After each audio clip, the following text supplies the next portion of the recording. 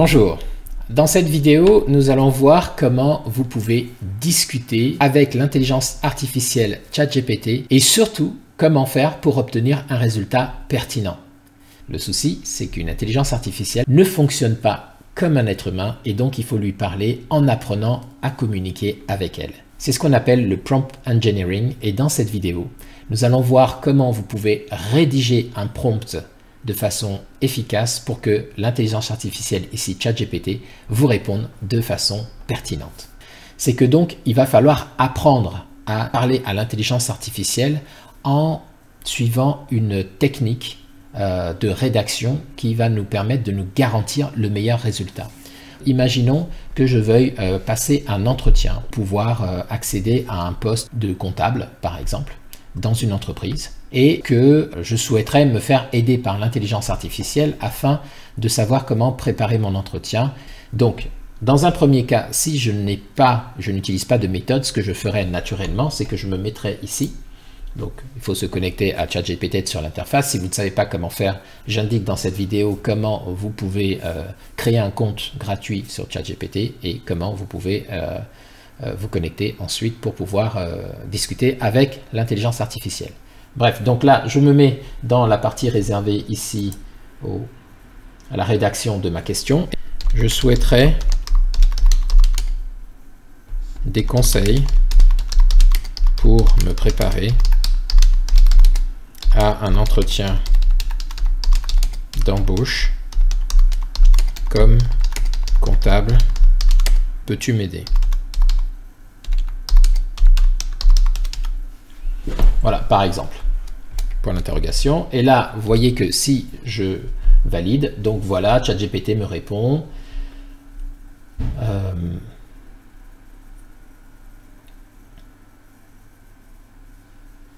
Assez rapidement d'ailleurs, hein, voilà, il m'a donné une réponse en 10 points.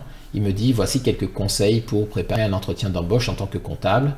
Premièrement, connaître l'entreprise, renseignez-vous sur l'entreprise auprès de son site web, rapport annuel, maîtriser des compétences comptables, revoyez les principes comptables de base. Ensuite, préparation des questions techniques, soyez prêt à répondre à des questions techniques sur la comptabilité, telles que des questions sur les états financiers. Expérience et compétences, préparez-vous à discuter de votre expérience professionnelle, des projets sur lesquels vous avez travaillé, mettez en avant vos compétences spécifiques. Les questions comportementales, donc il me dit ça aussi. Questions sur les soft skills, donc réfléchissez à vos qualités personnelles, telles que la capacité à communiquer, préparation à des questions, préparer des questions à poser à l'intervieweur sur l'entreprise, le poste, les attentes, etc. Tenue professionnelle, choisissez une tenue. Simulation d'entretien, entraînez-vous. Bref, on voit qu'il me donne quand même une réponse assez pertinente, mais ça reste assez général et assez finalement valable pour tout type d'entretien, pas uniquement pour moi aujourd'hui, pour une entreprise. Maintenant, ce qu'on va faire, c'est qu'on va utiliser la méthode de rédaction que je vous conseille de faire à chaque fois que vous avez une demande à faire à ChatGPT. La première étape consiste d'une part à positionner ChatGPT dans un rôle de spécialiste. Ici, il s'agit d'un entretien professionnel, donc on va positionner ChatGPT comme un expert en négociation et en ressources humaines. Donc, dans la mesure où un entretien d'embauche fait appel à de l'expertise en négociation, beaucoup de psychologie et également une bonne connaissance des ressources humaines, je lui ai demandé ici, je souhaiterais que tu agisses en tant que professionnel de la négociation et un expert en ressources humaines et en psychologie. Je vais lui dire, si tu es d'accord, réponds OK. Je valide. Donc, vous voyez qu'il me répond qu'il est prêt à agir en tant que professionnel de la négociation, expert en ressources humaines et en psychologie, et il me demande comment il peut m'aider. Ça me permet d'être sûr que maintenant ChatGPT a endossé son costume d'expert et qu'il va pouvoir cibler toutes ses statistiques et toute sa recherche, uniquement se focaliser sur ce domaine d'expertise pour me donner un résultat encore plus pertinent et un résultat en tant que professionnel, donc un peu plus adapté à mon cas. Ça, c'est le premier point. Passons au deuxième point. Une fois qu'on a positionné ChatGPT dans son rôle, le deuxième point, ça va être de lui donner du contexte. L'intelligence artificielle ChatGPT n'est pas capable de pouvoir nous répondre de façon précise si on ne lui donne pas tout l'environnement et tous les éléments d'information pour pouvoir nous donner une réponse précise. Donc c'est ce qu'on va fournir avec le contexte. Donc ici les informations c'est quoi? Déjà je vais lui donner des informations sur moi et sur la société également vers laquelle je vais postuler. Donc je lui donne du contexte et vous allez voir que le contexte ici est très important parce qu'il faut énormément le détailler. Je lui dis, je suis diplômé comme expert comptable depuis 22 ans, j'ai 50 ans, j'ai travaillé comme expert comptable dans 3 cabinets d'expertise comptable entre l'année 2000 et l'année 2023. J'ai une spécialité dans les entreprises technologiques et les travaux publics. Mon salaire annuel lors de mon précédent emploi était de 82 000 €.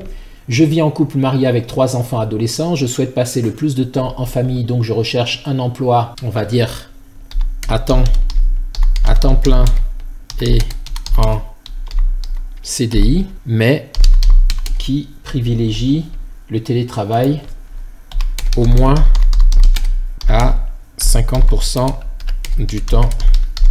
Au moins à 50% du temps. Je vais lui dire, je viens de quitter mon emploi de chef comptable dans un cabinet de la région parisienne pour m'installer à Toulouse. Je suis en contact avec la société Comptaplus à Toulouse pour passer un entretien d'embauche pour un emploi d'expert comptable. Donc tout ça, c'est le contexte. Je suis dynamique et autonome avec une grande capacité de travail et d'organisation.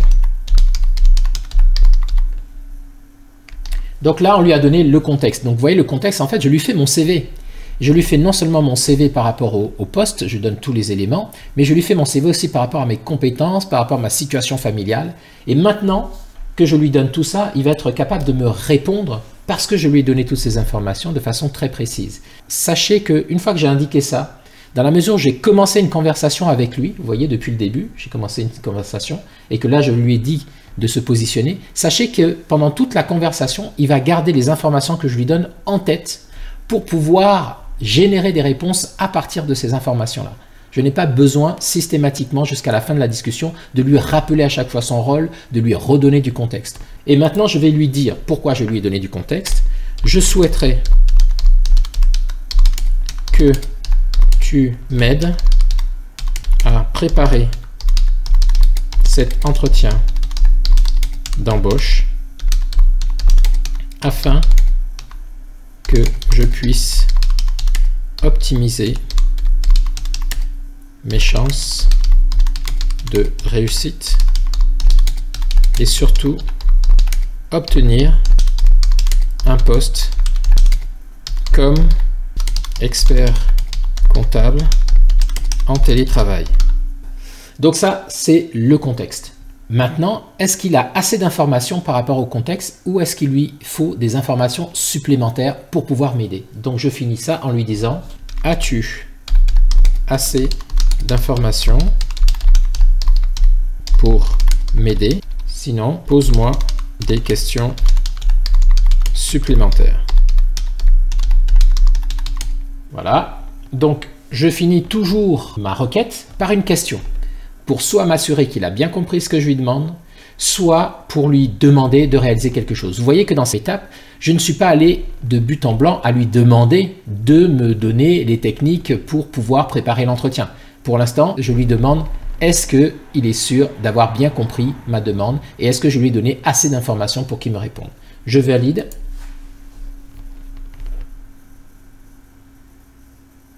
Donc il me dit, vous avez fourni des informations détaillées qui me permettent de comprendre votre profil et vos objectifs. Avant de vous donner des conseils spécifiques, voici quelques questions supplémentaires pour affiner davantage notre stratégie de préparation. Et donc là, maintenant comme il est expert et comme je lui ai donné du contexte et comme je lui ai demandé est-ce qu'il lui manque des informations, regardez, il va me demander des informations supplémentaires pour pouvoir m'aider encore mieux. Il me dit, quelles sont vos principales réalisations ou réussites au cours des 30 années d'expérience en tant qu'expert comptable, en particulier dans le secteur technologique et travaux publics? Deuxièmement, il me dit, avez-vous des certifications ou des formations contenues spécifiques qui pourraient être pertinentes pour le poste chez Comptaplus? Quelle est votre disponibilité pour commencer un nouvel emploi? Avez-vous des références professionnelles solides que vous pourriez utiliser pour appuyer votre candidature? Pouvez-vous identifier des compétences spécifiques ou des atouts que vous apporterez en plus de votre expérience et vos spécialités qui vous distinguent en tant que candidat idéal pour un poste d'expert comptable? Donc vous voyez que là, on commence à rentrer dans quelque chose de très précis, de très qualitatif et je vais pouvoir donc réunir ces informations-là. Donc imaginons que... Alors vous voyez, le style ici est un style de conversation, hein. Je mets tout en vrac. En tant qu'expert comptable spécialisé dans le domaine des nouvelles technologies, j'ai accompagné et conseillé 45 startups. Un peu plus loin, je lui dis que j'ai des compétences en développement informatique comme en Python. Je lui dis que je suis disponible pour démarrer dès le 10 janvier 2024. Je lui dis que je suis expert comptable senior, j'ai beaucoup de connaissances de l'environnement des startups, des enjeux financiers, que je suis très à l'écoute des clients, qui me permet de leur donner des conseils alignés sur leur stratégie, etc. Donc je donne toutes les informations comme ça pour répondre à ces questions. J'ai pas besoin de reprendre par rapport à la question 1, voici ma réponse, par rapport à la question 2, voici ma réponse, hein, je donne tout en vrac. Lui va faire le tri tout seul, hein. Donc maintenant, je vais lui donner ma tâche. Donc on a vu, la première chose, c'est de le positionner en tant qu'expert pour pouvoir nous répondre, donc dans le rôle qui est le plus adapté pour nous répondre. Deuxièmement, on a vu qu'il faut lui donner du contexte, et puis qu'il faut vérifier avec lui, c'est ce qu'on vient de faire, que le contexte est suffisant, en lui posant une question pour lui demander si c'est suffisant. Si ce n'est pas le cas, qu'il nous précise ce dont il a besoin, et lui donner cette information. Maintenant, la troisième chose, c'est qu'on va lui proposer la tâche. Donc, on va lui demander ce que l'on souhaite qu'il fasse pour nous. Donc vous voyez qu'on ne l'a pas fait en premier, contrairement à ce que intuitivement la plupart des gens font. Donc c'est ce qu'on va voir maintenant, comment lui demander, lui donner la tâche à réaliser. Donc pour lui donner la tâche, maintenant je me situe à la fin de l'information complémentaire que je lui avais donnée. Donc je suis à la fin de ce prompt-là. Et maintenant je vais lui donner ma tâche, je vais lui dire... Donc je lui dis, peux-tu prendre... en prenant en compte toutes ces informations, me donner des conseils spécifiques afin que je me prépare à l'entretien de façon efficace et pour maximiser mes chances de succès durant l'entretien. Donc ça, c'est la tâche. La tâche, c'est donc qu'il me donne des conseils spécifiques. Et vous voyez que ces conseils spécifiques, pour l'entretien, ils arrivent bien après donc tout ce lot d'informations que je lui ai fourni et en plus de l'avoir placé dans ce rôle. Allez, on va exécuter pour voir ce qu'il me propose.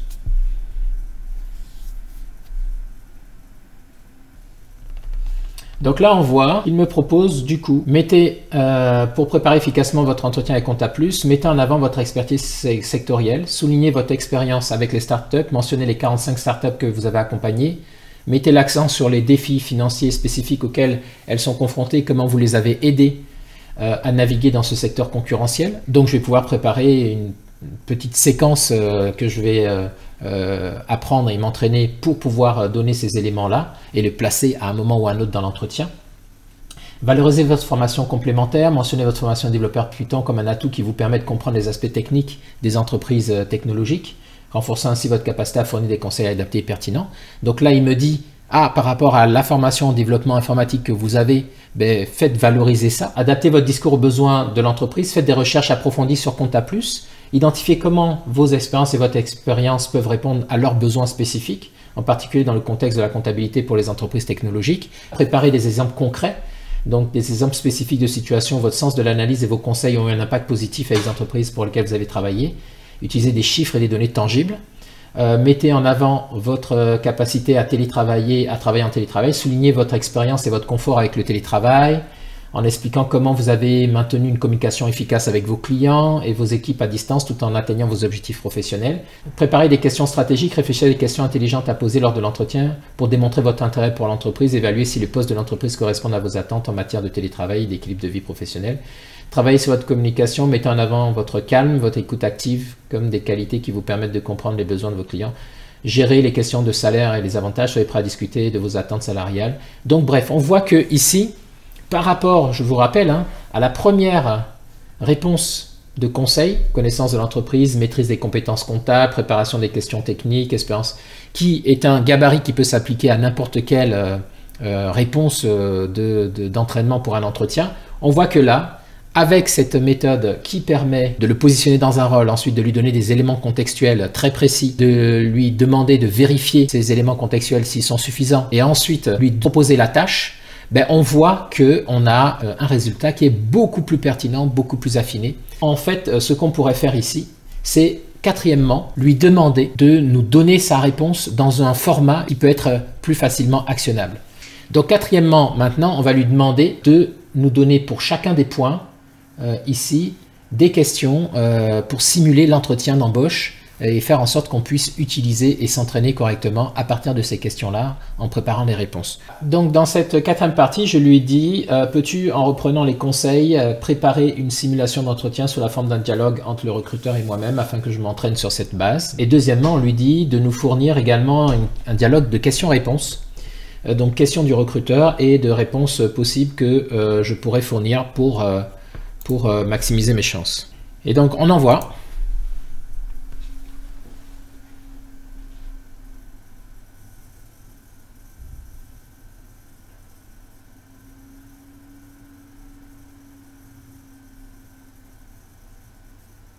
Donc vous voyez, il nous a fait une simulation d'entretien et il nous dit qu'on peut utiliser pour affiner nos réponses, adapter nos réponses en fonction de notre expérience, notre style personnel. Donc vous voyez que là, il vient de me fournir une simulation, le recruteur qui dit bonjour, merci d'être venu, pour commencer, pouvez-vous me parler de votre expérience en tant qu'expert comptable, spécialisé, voilà, moi, bonjour avec plaisir, j'ai plus de 30 ans. Donc là, il va me donner carrément le discours que je pourrais prononcer en fonction des questions qui me sont posées, pour m'aider à argumenter. On voit que c'est donc très précis. Donc c'est ce que je voulais vous indiquer dans cette vidéo. Donc ces 4 points-là. Premièrement, le rôle.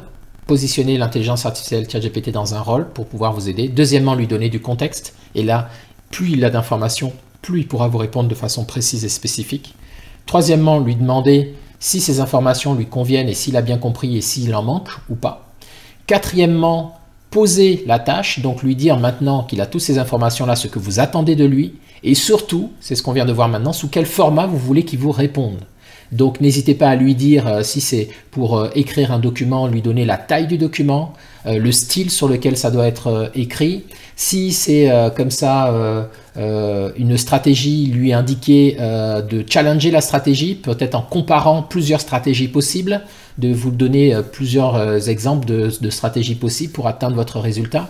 Bref, n'hésitez pas donc à utiliser cette méthode pour pouvoir avoir le maximum de résultats. Parce que comme vous voyez, n'importe qui peut poser une question, seulement pour avoir des résultats pertinents et pour avoir des conseils qu'on peut utiliser, il faut lui adresser les questions d'une façon spécifique. Voilà, j'espère que cette vidéo vous sera utile. Je vous remercie de l'avoir suivi. Quant à moi, je vous dis à très bientôt dans une prochaine vidéo. Au revoir.